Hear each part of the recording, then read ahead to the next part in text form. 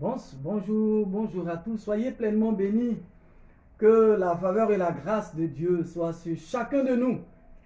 Bienvenue à ce temps d'enseignement, enseignons la saine doctrine. Le thème que nous allons ensemble découvrir, c'est la prière. Aujourd'hui, nous parlerons de la première partie de ce thème. Mais bien aimés, nous parlons de prière parce que le chrétien a besoin plus que jamais de prier. Et en ces temps, n'est-ce pas, électoral, il est important que chaque enfant de Dieu se mette à prier. Alors, qu'est-ce que c'est que la prière? Alors, la prière, c'est communiquer avec Dieu. Si vous êtes seul à prier, c'est comme un dialogue qui s'établit entre vous et Dieu. La prière, donc, n'est pas un monologue, c'est une relation qui s'établit entre vous et Dieu, et cette relation-là se manifeste à travers des paroles et des soupirs que vous adressez au divin. Matthieu chapitre 18, verset 19 au verset 20 nous dit: je vous dis encore que si deux d'entre vous s'accordent sur la terre pour me demander une chose quelconque, elle leur sera accordée par mon Père qui est dans les cieux. Car là où deux ou trois sont assemblés en mon nom, n'est-ce pas? Là où deux ou trois sont assemblés en mon nom, je suis au milieu d'eux. Alors, s'accorder, c'est quoi? C'est être en harmonie, unis dans le même esprit. C'est vraiment important quand vous êtes en train de prier en équipe ou avec un groupe ou en famille. Et il faut être unis dans le même esprit. On voit souvent certains couples qui se mettent à prier alors que l'un a quelque chose contre l'autre. Et quand c'est comme ça entraîne des blocages au niveau de vos prières. Il faut donc créer une atmosphère d'unité, une atmosphère de convivialité. Il faut que vous soyez unis dans le même esprit afin que vous puissiez élever des prières vers le Seigneur. Et donc ces prières-là pourront trouver un exaucement. Alors, quels sont les types de prières qu'on peut adresser à Dieu? Aujourd'hui, nous allons voir aussi quelques types de prières qu'on peut adresser à Dieu. Premièrement, nous parlons de la louange et des actions de grâce. La louange et les actions de grâce. Alors, qu'est-ce que c'est que la louange? Louer Dieu, c'est exprimer des mots par lesquels on relève ses mérites, ses qualités. C'est exprimer des mots par lesquels on relève les mérites de Dieu, les qualités de Dieu. Cela peut se faire à travers des paroles, mais aussi à travers un cantique ou des cantiques composés en son honneur. Oui, l'action de grâce va dans le même sens. C'est une attitude de reconnaissance envers Dieu. Donc quand nous louons Dieu, nous reconnaissons ses hauts faits, ses bienfaits, parce que notre Dieu est le Dieu grand, le Dieu puissant, le Dieu qui nous permet d'exister. Il existe de lui-même. Il est Atik Yomen. Voilà. Et ce Dieu grand et puissant mérite qu'on puisse le louer. C'est-à-dire dire ses hauts faits, trouver des qualificatifs en vue de l'élever et enfin de le faire asseoir, le permettre de s'asseoir sur son trône de gloire parce qu'il est grand, il est puissant, il est réel. Les actions de grâce, c'est des actions qu'on peut poser, c'est la reconnaissance qu'on manifeste vis-à-vis de ce que Dieu fait pour nous. C'est important, bien aimé, de commencer nos prières par des louanges et des actions de grâce. C'est très important. La louange est offerte à Dieu par ce qu'il est et ce qu'il fait en général. On loue Dieu pour ce qu'il est. On peut louer aussi ce qu'il fait, ses bienfaits, ses hauts faits. Les actions de grâce sont offertes à Dieu pour ce qu'il fait pour nous en particulier. Et cela peut être des paroles et aussi des offrandes. On parle d'action de grâce. Donc, les paroles peuvent aussi être accompagnées d'offrandes. Des offrandes et des dons qu'on apporte au Seigneur en vue de le remercier. C'est vraiment important. Vous priez, vous bénissez le Seigneur, vous êtes reconnaissant, mais c'est aussi important de faire des dons dans vos églises, dans la maison du Seigneur. Et c'est ça aussi les actions de grâce.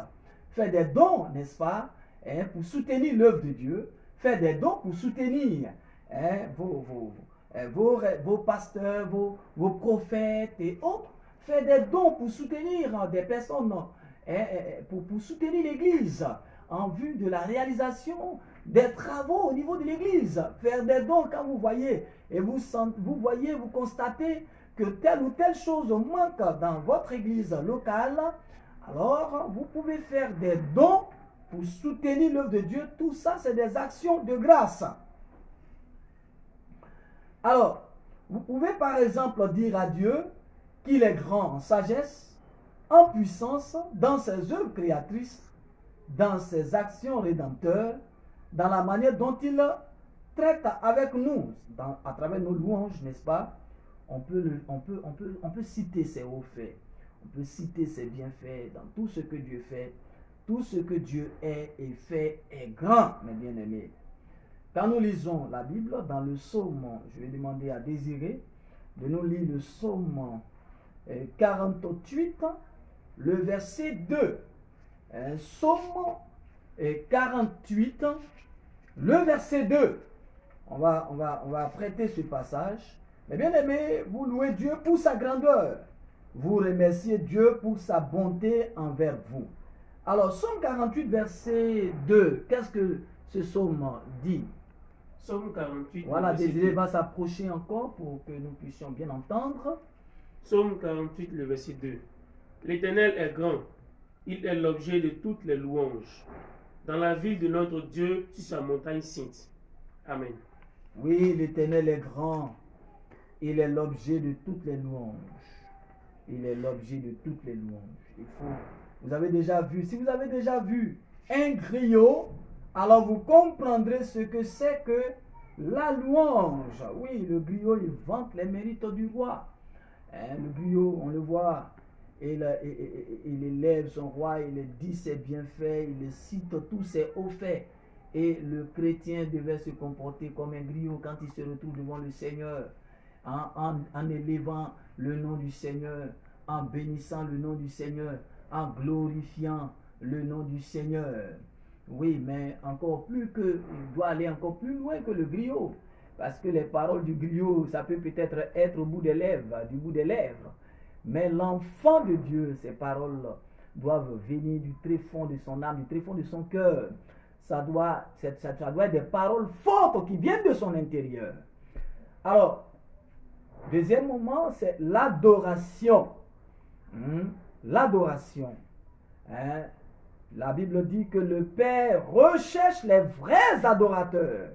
Oui, Jean chapitre 4, verset 23. Que veut dire adoration? Qu'est-ce que cela signifie? La Bible dit dans Jean 4, 23 que le Père recherche des vrais adorateurs, c'est-à-dire celui qui adore le Père en esprit et en vérité. Il faut adorer Dieu en esprit et en vérité. Il faut être sincère dans ton adoration. L'adoration est un profond respect, une très grande considération pour Dieu, ce qui nous amène parfois à nous incliner ou à nous coucher devant sa face. Lorsqu'on adore Dieu, on adopte une posture, n'est-ce pas, d'humilité. C'est cela. Et alors, on voit certaines personnes qui disent être en train d'adorer Dieu avec les mains dans les poches, et voilà, et les pieds sur les fauteuils ici et là. Non, il faut une posture physique. La manière dont tu te tiens de façon physique, ça doit être une attitude respectueuse. Tu peux l'adorer à genoux, c'est vrai qu'on peut l'adorer étant debout, dans toutes les positions, mais dans une révérence totale, un respect total, une considération véritable de la personne de notre Dieu, physiquement et surtout de façon intérieure. Notre cœur, effectivement, doit s'incliner devant le Seigneur et le reconnaître comme notre Dieu, comme notre Seigneur, comme celui qui est au-dessus de tout, comme celui qui nous donne la vie. C'est cela, ton âme doit adorer le Seigneur. L'adoration, c'est d'abord une attitude du cœur. C'est incliner son cœur devant Dieu dans la vérité. Oui, c'est pourquoi ce n'est pas n'importe qui adore le Seigneur. Oui, dans tes actes de tous les jours que tu poses, dans ton comportement de tous les jours, tu dois te comporter comme un adorateur du Seigneur. Quelqu'un donc qui se sanctifie, qui se met à l'écart, n'est-ce pas, de ce monde.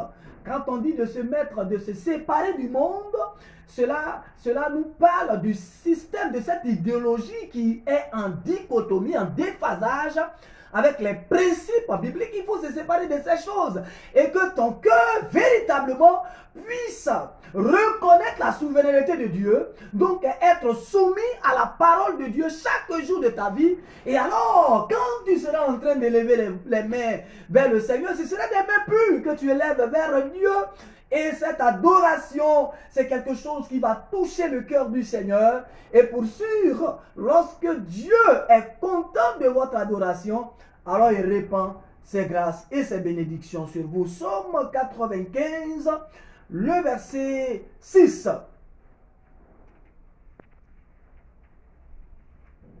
Psaume 95, le verset 6. Mes bien-aimés, il faut reconnaître la prière, dans nos prières, reconnaître la grandeur de Dieu, sa toute-puissance et sa suprématie. Oui, c'est cela dans le psaume 95, verset 6. Allons-y. Psaume 95, verset 6. Venez, prosternons-nous et humilions-nous. Fléchissons le genou devant l'Éternel, notre Créateur. Amen. Amen. Bien-aimé, quand tu t'approches de Dieu, approche-toi de lui comme celui qui est le Tout-Puissant, le Créateur, le Supra, le Maître de l'univers. Alors, c'est dans cette attitude que tu dois t'approcher de lui et reconnaître sa suprématie. Mes bien-aimés frères et sœurs, il est bon de commencer nos prières par la louange, par les actions de grâce, par l'adoration. C'est des éléments importants qui nous permettront de nous introduire dans la présence du Seigneur. La toute prochaine fois, c'est-à-dire le mercredi prochain, à la même heure, à 13h00, nous allons parler de l'intercession, la prière d'abandon et puis la prière de consécration. Soyez pleinement bénis. Vous pouvez voir tous ces enseignements sur notre page Facebook, Brooke Kwaku Bernard, sur la page Facebook, et sur la page YouTube, vous tapez Brooka Bernard et vous allez voir tous nos enseignements. Soyez pleinement bénis. Que Dieu bénisse cette parole que nous venons d'écouter et que sa faveur et sa grâce demeurent sur chacun de nous. Shalom.